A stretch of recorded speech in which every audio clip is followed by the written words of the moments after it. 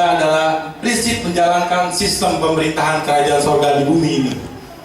Sebelum menjalankan prinsip sistem kerajaan sorga di bumi ini, ada dua hal yang harus kita perhatikan. Anda harus mengerti kedua hal terlebih dahulu sebelum kita masuk dalam sistem pemerintahan kerajaan. Yang pertama bahwa Anda harus percaya bahwa sistem pemerintahan sorga adalah kerajaan. Ini juga saya baru tahu 3 tahun ini bahwa buku ini 100% berbicara tentang kerajaan. Yang kedua, Anda harus percaya bahwa Anda adalah warga negaranya, warga negara yang diutus ke bumi dengan budaya kerajaan sorga, yang melakukan tugas-tugas kerajaan sorga di bumi. Ini harus ada di benak kita dulu sebelum kita melakukan sistem, kita menjalankan sistem pemerintahan. Pemerintahan Indonesia, sebelum kita menjalankan sistem pemerintahan yang ada di sana sebagai orang-orang petugas-petugasnya, kita harus tahu dengan benar, saya ini bagian dari rakyat Indonesia. Saya harus melakukan budaya. Saya harus hidup dalam budaya terlebih dahulu, gaya hidup, sebelum kita masuk dalam tindakan sistem, di dalam sistem pemerintahan yang lebih lagi. Sebagai seorang Kristen, sebagai seorang percaya, ada beberapa tingkatan yang harus kita sama-sama lihat di sini. Bahwasannya pertama kali kita adalah yang harus kita pengenalan jati diri kita. Pengenalan jati diri kita adalah pertobatan atau pemulihan dan menerima Yesus. Penerimaan kehidupan baru sebagai warga kerajaan sorga, atau yang disebut lahir baru. Itulah manusia-manusia kerajaan. Pengembalian status manusia yang tadinya manusia dunia, manusia berdosa, sekarang manusia kerajaan sorga. Ini saya sedikit paparkan supaya kita mengerti tahapan demi tahapan.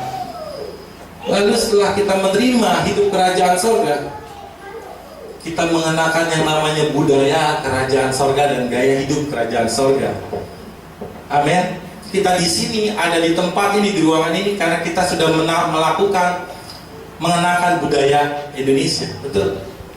Menjalankan sistem pemerintahan kerajaan sorga di bumi.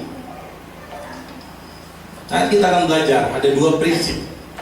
Nah, setelah itu nanti kita masuk kepada pelaksanaan tugas-tugas, bagaimana kita menikmati fasilitas kerajaan sorga di bumi ini. Manusia diciptakan ada kehendak bebas memilih. Nah, kita semua di sini ada kehendak bebas memilih, tidak ada yang maksa. Saat ada firman Tuhan, saat ada kehendak Tuhan disampaikan, kita bisa melakukan atau tidak melakukan. Kita mau jadi Hawa, Adam dan Hawa berikutnya, lakukanlah. Tidak melakukan kehendaknya.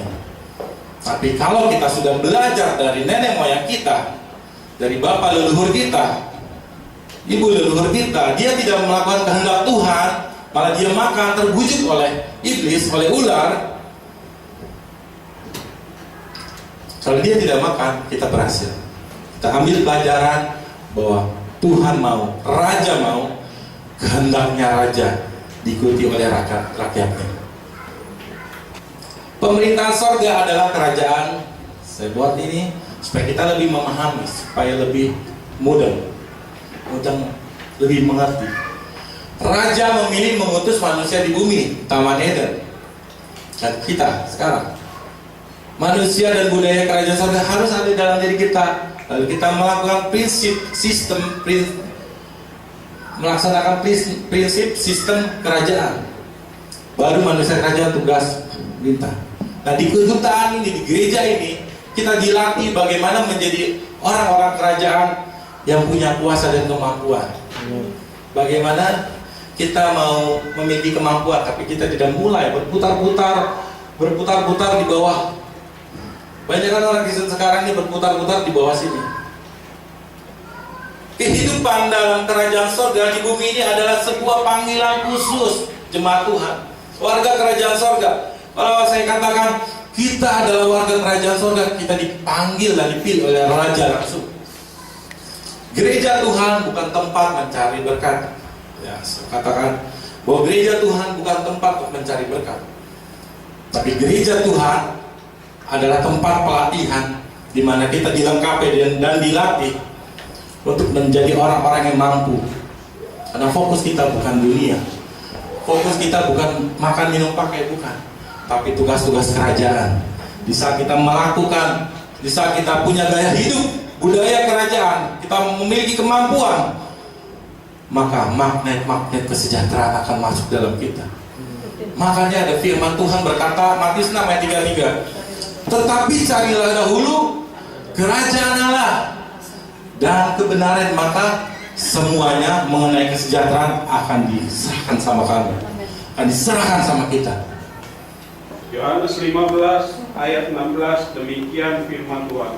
Bukan kamu yang memilih aku, tetapi akulah yang memilih kamu, dan aku telah menetapkan kamu supaya kamu pergi dan menghasilkan buah, dan buahmu itu tetap, supaya apa yang kamu minta kepada Bapa dalam namaku diberikannya kepadamu.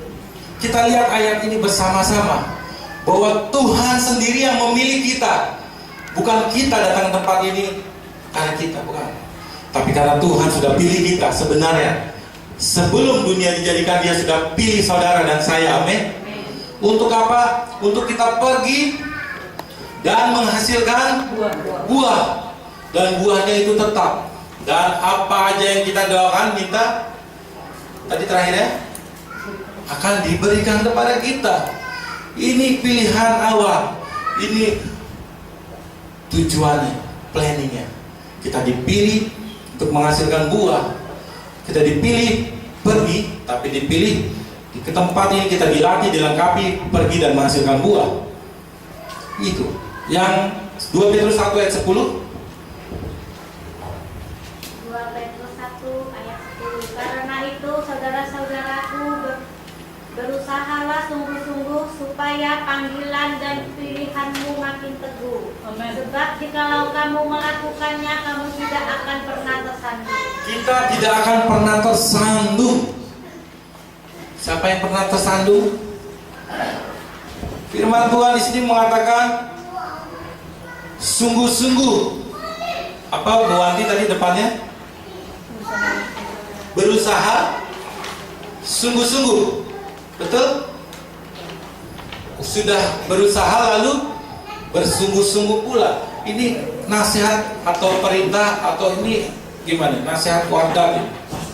Yang ngasih tahu kita harus, hei, kamu harus berusaha sungguh-sungguh.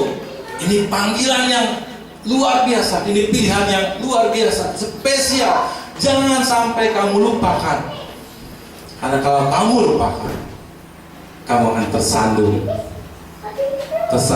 Banyak orang-orang Kristen yang tersandung karena tidak kembali kepada panggilan dan pilihan yang sebenarnya Raja Yesus berikan. Kita adalah warga-warga kerajaan sorga, amin. Bilang sama yang sebelah, kamu adalah warga kerajaan sorga, dipilih dan dipanggil oleh Raja. Bilang,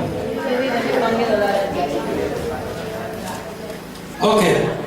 Jemaat-jemaat warga kerajaan sorga yang dikasih Tuhan, kita melihat bahwa di sini ada 3 ember. Ember yang pertama adalah ember di mana manusia berdosa. Manusia berdosa ini isinya apa aja?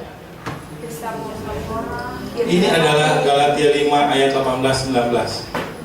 Isinya pesta pora, iri hati, kedengkian, sihir, kemabukan, hawa nafsu, percabulan, kepentingan diri sendiri. Galatia 5 ayat yang ke 19, 20, 21.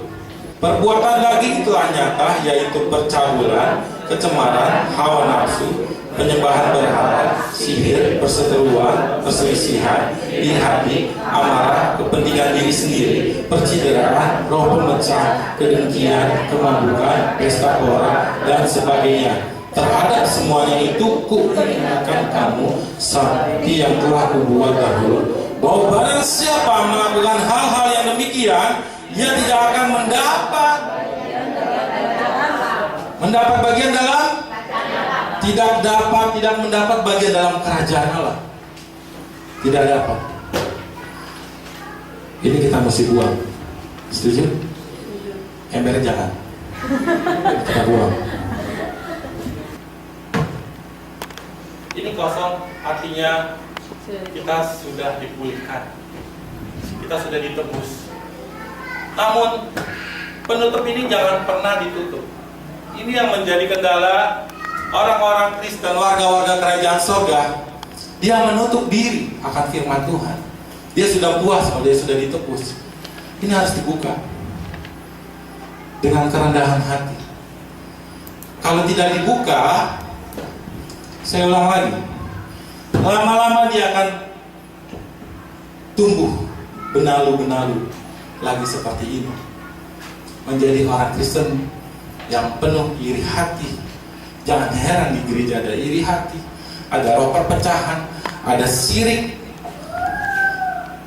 kecemaran, sehingga mereka tidak masuk lagi dalam kerajaan Allah. Ini harus dibuka. Setelah dibuka, ini harus diisi oleh kebenaran firman Tuhan. Harus diisi. Kita jangan hanya baca firman Tuhan saja. Kita perlu persekutuan pribadi dengan Roh Kudus. Kalau kita baca firman saja tapi tidak berdoa, sama saja kita membaca buku motivasi biasa. Tapi saat kita membaca dan menghafalkan firman Tuhan, kita masuk di dalam persekutuan Roh Kudus, maka firman Tuhan pada saat kita berdoa ketemu Roh Kudus, ayat masuk. Roh Kudus bilang, yes, ini suaranya gue, suaranya aku ada di pikiranmu, menempel sehingga kita berbuah. Amin. Firman Tuhan harus disertai dengan doa. Setelah kita diisi oleh kebenaran, persekutuan, seperti inilah yang terjadi. Ini tutupnya nggak ada ya. Sehingga kita, ini saya nggak isi air lupa nih. Ada galinya juga sebenarnya. Gaya hidup orang-orang kerajaan surga. Makanya kita di toilet ada ayat, di kaca ada ayat. Kita semua di ruangan ini budaya kerajaan surga harus ada. Kalau ini ada di gereja, kalau ini ada di keluarga, saya yakin, saya percaya akan firman Tuhan. Tetapi carilah dahulu kerajaan Allah dan kebenarannya, maka semuanya akan ditambahkan menjadi bagian hidup kita. Amen. Harta kita ditambahkan, lumbungnya tidak bocor, karena kita kuat, ada perlindungan dari Roh Kudus. Firman Tuhan berkata bahwa memang ibadah kalau disertai dengan rasa cukup memberi keuntungan yang besar. Hanya orang Kristen, hanya orang yang beribadah, yang setia beribadah yang dapat keuntungan. Makanya jangan heran tuh, aduh puji Tuhan untungnya. Orang-orang yang setia beribadah, orang yang banyak untungnya. Ya, kalau dagang, setia beribadah, setia sama Tuhan, untungnya banyak. Tapi yang malas-malasan beribadah, jangan heran kalau untung. Aduh, gue gimana ya? Setia beribadah. Tapi gereja jangan cari, karena gereja bukan untuk mencari berkat. Tapi gereja melatih kita memiliki kemampuan bagaimana menarik berkat itu turun. Amin. Kita harus ubah konsep kita. Datang gereja bukan untuk berkat, datang gereja untuk mendapatkan sesuatu. Gue bisa menarik kemampuan, memiliki kemampuan menarik berkat itu turun. Prinsip lipat gandaan tahun 2015, bahwa ada pelipat gandaan goncangan, kita harus seimbangkan timbangan ini. Pelipat gandaan mujizat, jangan mau pelipat gandaan mujizat saja, tapi latihan, pelipat gandaan latihan rohani tidak ada. Firman Tuhan dalam 1 Timotius 4 ayat 8 mengatakan, latihan badani terbatas gunanya, tetapi latihan rohani, latihan ibadah berguna untuk hidup ini, bukan hidup yang akan datang. Amin. Karena itu, kalau kita sedang digoncang, berarti sebentar lagi kita mendapat lipat ganda mujizat. Tapi ingat, harus seimbangkan dengan latihan rohani. Saat kita dapat masalah, jangan kita mundur. Amin. Tapi kita perbanyak, lipat lagi, lipat gandaan latihan rohani. Maka sampai di sini. Welcome American. Selamat datang mujizat. Ini yang harus terjadi dalam kehidupan kita. Menerapkan budaya adalah awal Anda hidup di dalam kerajaan surga di bumi ini. Nah, setelah itu Anda mulai masuk kepada yang namanya dimensi melakukan sistem pemerintahan kerajaan. Kita di sini budaya macam-macam, di Banten, Jawa, Batak, beda-beda budayanya. Tapi kita sama-sama masuk ke dalam satu sistem pemerintahan Indonesia yang harus tidak boleh beda-beda, betul? Kita boleh budaya berbeda-beda, tapi satu sistem pemerintahan. Tapi yang sebelum kita masuk dalam sistem pemerintahan kerajaan, kita harus punya gaya hidup kerajaan. Kita harus punya gaya hidup budaya kerajaan dalam diri kita. Kita jangan jatuh bangun di dua ekor ini. Kita sudah masuk ke sini. Biasanya orang-orang yang seperti ini,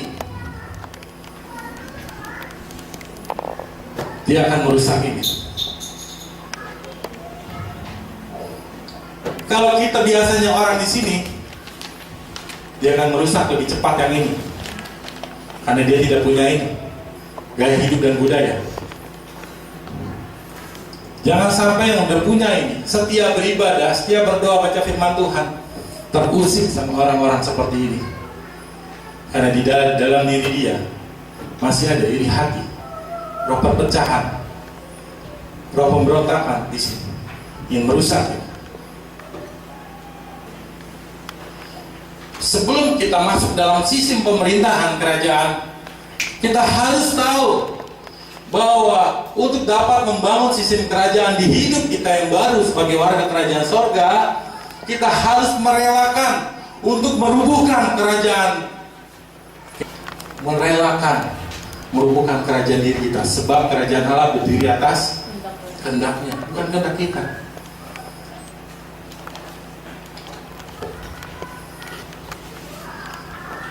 Ada dua prinsip menjalankan sistem pemerintahan kerajaan sorga. Prinsip yang pertama adalah prinsip dari dalam keluar. Dari dalam keluar. Ini adalah prinsip sistem pemerintahan kerajaan sorga. Artinya di sini Anda tidak bisa berbuah jika tidak mulai dari akar. Anda tidak bisa berbuah jika Anda tidak mulai dari akar. Kita harus berakar. Berakar gimana? Janganlah jadi Kristen Ciamis, jadilah Kristen Eropa katanya. Kenapa? Harganya tinggi, kualitasnya bagus. Sedikit dikasih ini tersinggung, sedikit ini mundur pelayanan gereja atau kedutaan ini. Kita akan melatih orang-orang yang mau melakukan kehendaknya. Anda tidak akan pernah menuai motif buah kalau Anda tidak mulai dari menabur benih, menyiramin air. Nah, ini harus terjadi prinsip dari dalam keluar. Kita harus sesuatu yang kita lakukan. Orang Kristen sekarang ini banyak, mereka dari luar ke dalam. Gereja harus berikan ke dalam. Semua harus berikan ke dalam. Konsepnya kita rubah. Kita harus mulai dari dalam keluar. Karena kenapa? Mengenai kesejahteraan, Raja Yesus sudah berikan. Semua pohon di sini boleh kau makan. Binatang dalam penguasaan. Kenapa kita harus minta? Ini firman tidak pernah berubah. Tuhan sudah kasih. Tinggal kita mengolahnya. Tinggal dari dalam keluar mengolah. Kalau kita mau sungguh-sungguh hidup dalam kelipat gandaan mujizat, kita harus melatih hal rohani. Anda yakin saya bisa nambahin kotaknya? Ini yang terjadi di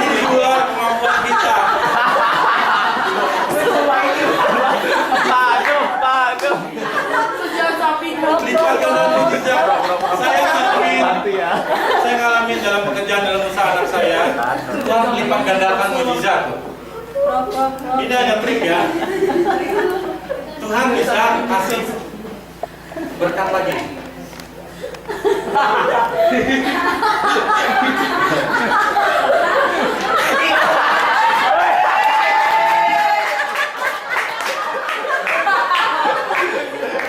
Pantesan berhenti kerja sampingannya. Doa.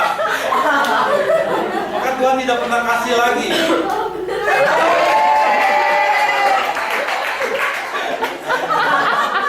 Kita jangan terlena seperti Bapak Pani di atas pohon. Kerja sampingan Pak Tum. Lipat ganda mujizat itu akan terus dikasih. Akan terus kita setia berdoa sama Tuhan dikasih terus. Dikasih terus berlipat ganda. Amin.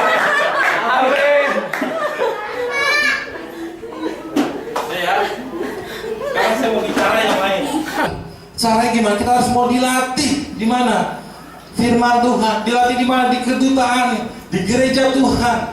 Jangan pernah datang ke gereja untuk hanya entertain, melihat saat memuji menyembah Tuhan, tidak menyembah Tuhan, tidak membawa pujian, tidak membawa penyembahan. Sefirman Tuhan, masuk kanan, keluar kanan. Kanan keluar kanan, berarti mentau. Keluar ini masih lewat. Masuk ini masih lewat, masih nyangkut. Lewat. Masuk kanan, keluar kanan. Sehingga tidak mendapatkan pelipat gandaan mujizat. Kita kembali lagi kepada diri kita ya. Ada dua hubungan mengenai prinsip dari dalam keluar ini. Hubungan yang pertama adalah hubungan vertikal, manusia ke raja. Ada mesbah. Dari hubungan dalam keluar ini ada mesbah.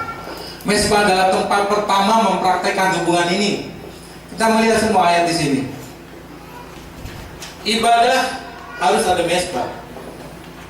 Mesbah pribadi, mesbah gereja, mesbah keluarga.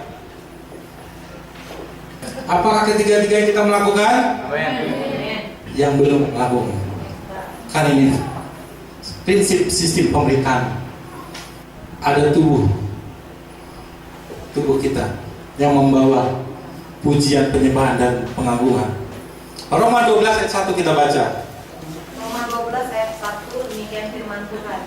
Karena itu saudara-saudara, demi kemurahan Allah aku menasihatkan kamu, supaya kamu mempersembahkan tubuhmu sebagai persembahan yang hidup, yang kudus dan yang berkenan kepada Allah. Amin. Itu adalah ibadahmu yang sejati. Tuhan Yesus berkati. Mempersembahkan apa tadi katakan? Tubuh. Harus ada yang dibawa. Tubuh membawa persembahan. Makanya kenapa Anda datang ke tempat ini? Karena Anda membawa tubuh, dan di dalam tubuh kita ada ucapan syukur, ada penyembahan, ada apa lagi? Ucapan syukur, penyembahan dan pujian. Saya salut kalau melihat orang-orang Buddha ya. Mereka ada siapin tempat mesbah. Betul? Saat tubuh kita dipersembahkan, semua yang kotor, semua masalah kita Tuhan akan gantikan dengan hal-hal dari kerajaan sorga. Amin. Sehingga apa yang tidak pernah mungkin akan terjadi dalam hidup kita. Amin. Karena hanya kerajaan sorga, hanya orang-orang yang hidup dalam kerajaan sorga yang tak pernah tergoncangkan. Amin. Tapi orang-orang yang masih hidup dalam dunia keinginannya sendiri, mereka tergoncang. Mereka akan stres, 5S. Stres, sakit, sekarat, stroke, stop. 5 itu. Tapi orang-orang kerajaan tak akan pernah tergoncangkan. Amin. Amin. Nah, tubuh membawa persembahan, ucapan syukur, pujian dan penyembahan. Dan pokok-pokok doa kita bawakan di mesbah pribadi, gereja dan keluarga kepada Sang Raja. Ini harus kita miliki dalam sistem pemerintahan. Yang pertama dari dalam keluar ada mesbah. Nah, untuk menemukan Roh Kudus, kita harus masuk dalam persekutuan Roh. Kenapa di gereja ini, di kedutaan ini ada yang namanya konsel, ada menara doa, dan harus diimbangin. Kalau di sini cuma ada konsel doang, kita bahas dari firman Tuhan, tapi tidak ada persekutuan roh, maka firman Tuhan yang sudah masuk tidak akan pernah menempel. Kemampuan ada di bumi tergantung nilai-nilai kerajaan sorga yang masuk dalam pikiran kita melalui buku kerajaan, yaitu Alkitab. Ini yang pertama, kita dari dalam keluar. Kita perlu mesbah, kita perlu persekutuan dengan roh, kita perlu namanya nilai-nilai kerajaan dari dalam keluar. Kalau kita mau menguasai, persekutuan roh harus menyatu dengan firman kerajaan. Dan gereja Tuhan harus memiliki hal ini. Tidak boleh tidak, harus. Hubungan horizontal yang kedua dari prinsip pertama. Nah, hubungan manusia dengan manusia bagaimana saat kita sudah mengerti nilai-nilai kerajaan persekutuan dengan Tuhan.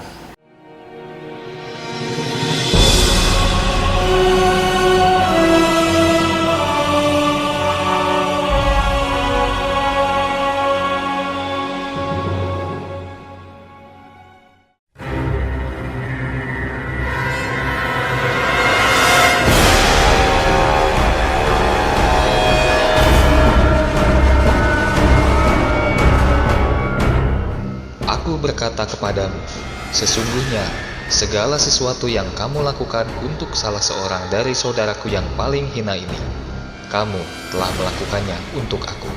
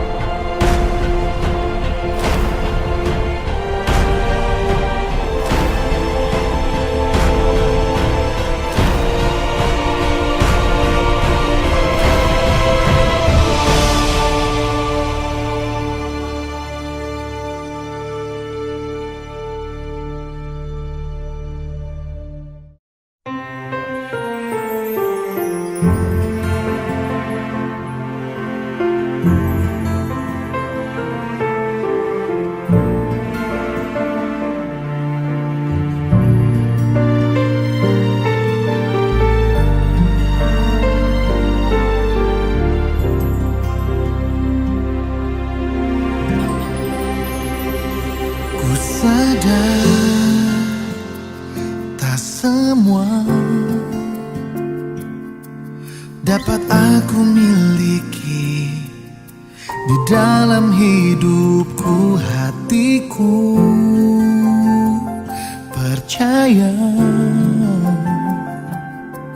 rancanganmu bagiku adalah yang terbaik. Walau ku tak dapat melihat semua rencanamu, Tuhan, namun hatiku tetap memandang padamu. Kau tuntun langkahku. Walau ku tak dapat berharap atas kenyataan hidupku, namun hatiku tetap memandang padamu. Kau ada untukku. Walau ku tak dapat melihat semua rencanamu, Tuhan, namun hatiku tetap memandang padamu. Kau tuntun langkahku. Walau ku tak dapat berharap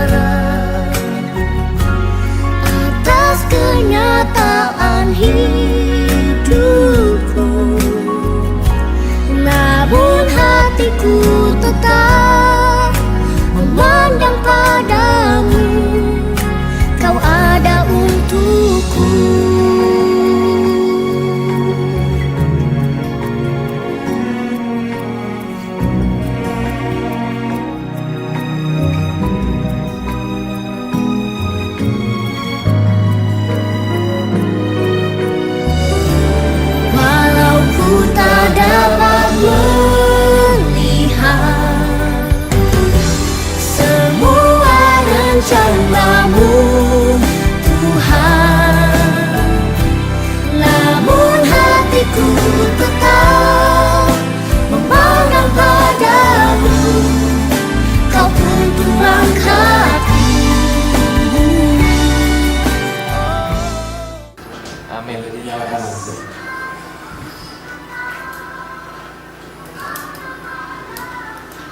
Selamat untuk gereja GBI Cirebon Makmur yang sudah mengimpartasikan berkat. Saya pastikan bahwa setiap berkat yang Anda tabur di gereja ini untuk dana diakonia dan lainnya tidak akan pernah sia-sia. Amin. Tuhan akan lipat gandakan pemberian kita. Amin. Saya percaya ada program-program yang akan kita bentuk lagi. Kita mau kasih kambing juga ya di Lebaran ini, dan yatim piatu dan panti jompo kita akan lakukan segera karena gereja harus keluar memberkati. Amin. Yes. Hubungan horizontal ini manusia dengan manusia harus kita berikan dari gereja tempat ini. Harus lahir orang-orang yang mau mengimpartasikan bersama-sama di kedutaan ini. Nah, untuk mau lebih puasnya bisa nonton di YouTube. Ya, di situ ada GBI Cirebon Makmur, ada program. Oke. Tujuan manusia kerajaan sorga di bumi adalah mengimpartasikan berkat. Berkat itu yang kita sengaja. Uang, makanan, kita. Lalu kuasa kerajaan sorga artinya apa? Kita sesama orang-orang kerajaan sorga atau di luar sana, kita bisa mengasih doa. Kita tahu bahwa orang-orang warga kerajaan sorga saat mendoakan punya kuasa. Amin. Mendoakan orang sakit sembuh. Itu janji firman Tuhan di buku kerajaan ini. Kita harus miliki itu. Nah, yang kedua, secara cepat saja, prinsip menguasai dan memperluas area kerajaan. Ini adalah prinsip yang kedua untuk sistem kerajaan, menjalankan pemerintahan kerajaan. Yang pertama tadi prinsip dari dalam keluar. Nah, yang sekarang yang kedua prinsip menguasai dan memperluas area kerajaan. Prinsip ini adalah sikap pengambilan keputusan sesuai kehendak kerajaan. Ciri-ciri kerajaan adalah memperluas area kerajaan. Kita harus kembali kepada kehendak raja. Raja mau kita mengambil keputusan sesuai dengan kehendaknya. Raja mau kita memperluas area, mengelola. Makanya tidak pernah kebetulan kita ada di sekolah, di pekerjaan dan di usaha. Itu memang harus ada. Itu area-area kita yang Tuhan sudah tetapkan. Amin. Perluas area kerajaan. Dengan apa? Dengan nilai-nilai kerajaan Allah di dalam diri kita. Kita harus kuasai kembali. Karena ini dia area-area itu adalah milik Raja Yesus. Dimanapun kita ditetapkan, di sekolah, di pekerjaan, Anda harus menguasai sekeliling Anda dengan nilai-nilai dan kemampuan kerajaan Allah. Amin. Amin. Hiduplah di bumi ini dengan titah-titah dan ketetapan raja, maka kita akan menikmati wibawa, kekayaan, dan kehormatan dari kerajaan sorga dalam kehidupan kita. Amin. Amin. Jadi jangan pernah menyerah. Kok Tuhan seperti ini Tuhan? Siaran musik. Kita harus hidupi dua prinsip ini. Prinsip yang pertama adalah prinsip dari dalam dan keluar. Yang kedua prinsip apa? Horizontal. Bukan. Menguasai dan memperluas area kerajaan.